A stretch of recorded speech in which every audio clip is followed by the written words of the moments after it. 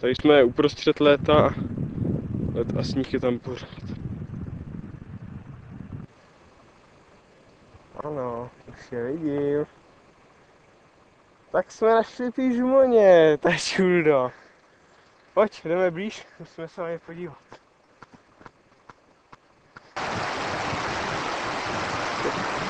Doufejme, že konečně úspěšný pokus o přechod řeky. Ona tak nevypadá, ale to je řeka, do které je pěkně silný proud.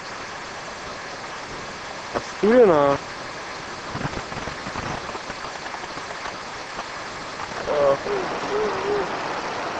Tak to je stopa turisty a to je stopa pížmoně.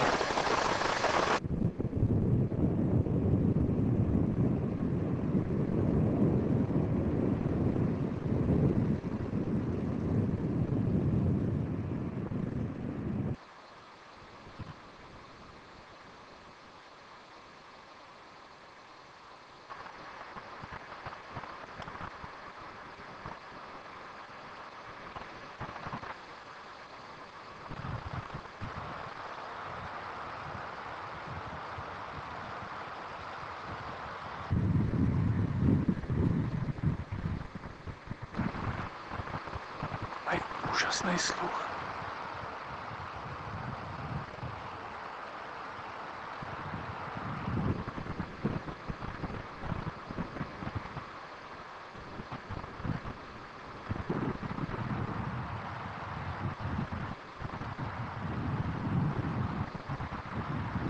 Hejbej se.